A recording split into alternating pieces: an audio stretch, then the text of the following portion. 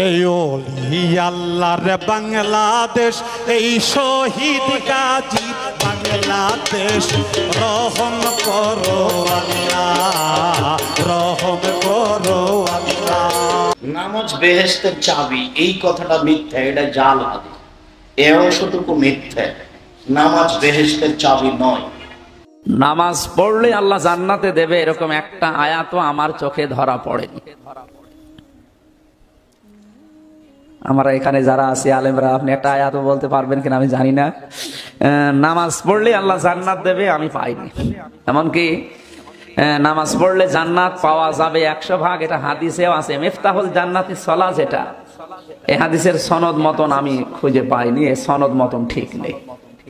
যে হাদিস শুনেছেন as-সালাতু মিফতাহুল জান্নাহ, এই হাদিস ঠিক নয়। নামাজ বেহেশতের চাবি, গাড়ির পিছনে লেখা আছে, এই হাদিস ঠিক নয়। নামাজ বেহেশতের চাবি, এই হাদিস ঠিক।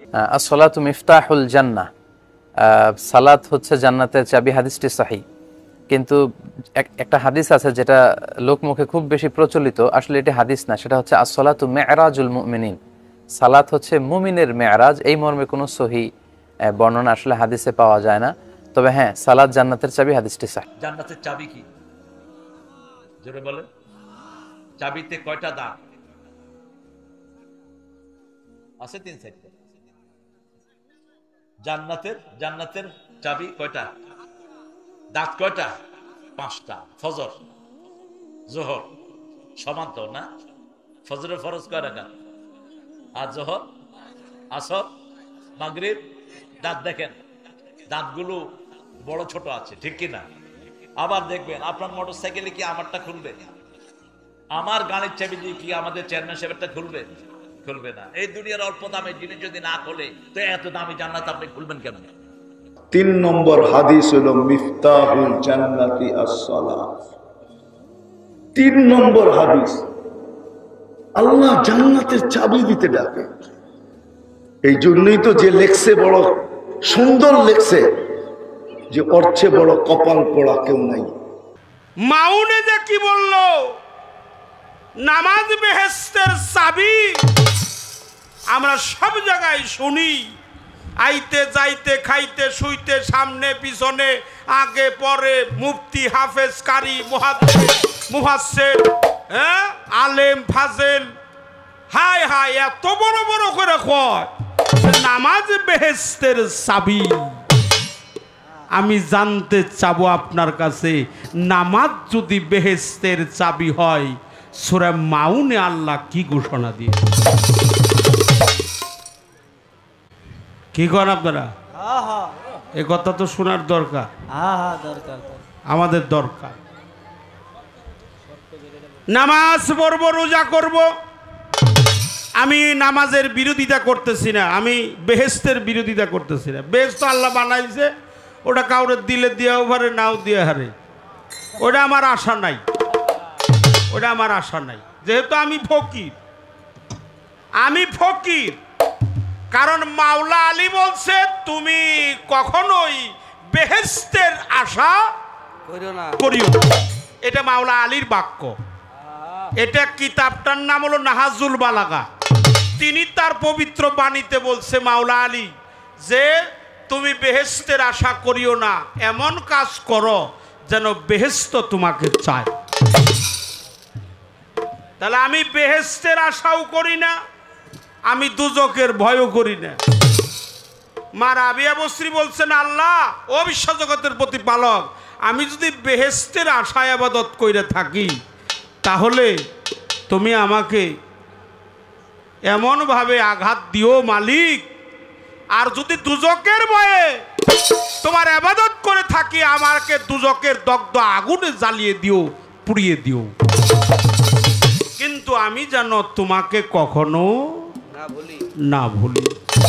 আমি বেহেশত এবং দুজকের যে মালিক তাকে খুঁজি, তাকে পাওয়ার সান্নিধ্য করি, তার জাতের সাথে মিশার জন্য একাকার হই। আমি বেহেশত দুজকের মালিকের সাথে স্থাপন করতে চাই।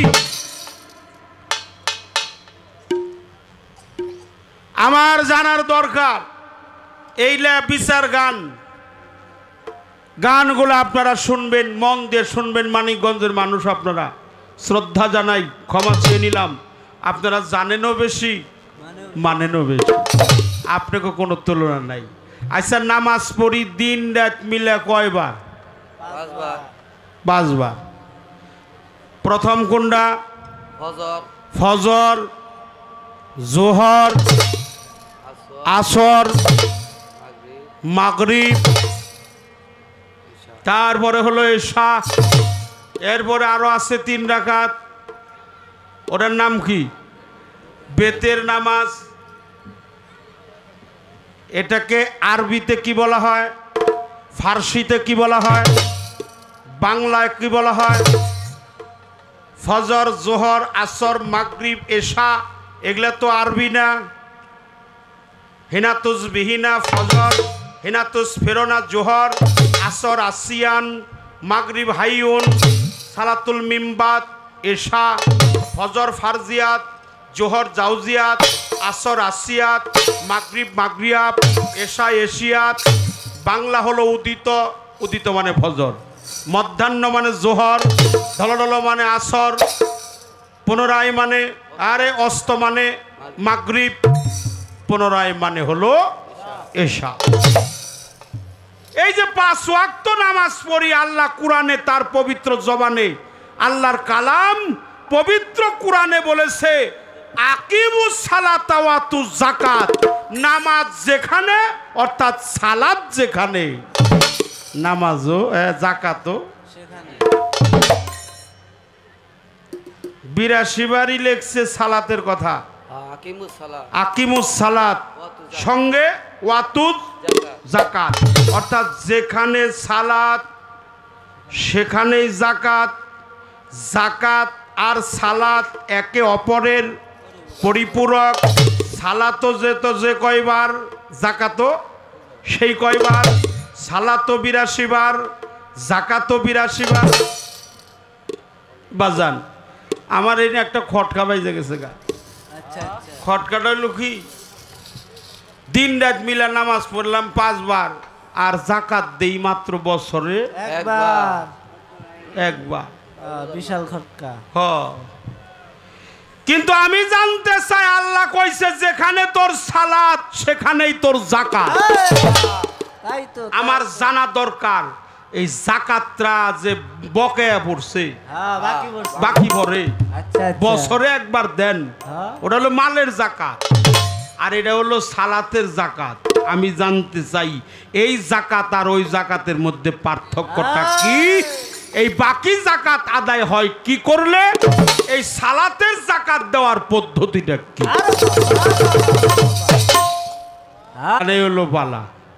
এই 2টা কথায় আগে রইল, তারপরে দেহি মালিক আমাদেরকে কোন পথে নিয়ে যায়। মালিক ভরসা, আল্লাহ ভরসা, আল্লাহর রসুল পাক সকলেই বলেন সাল্লাল্লাহু আলাইহি ওয়াসাল্লাম।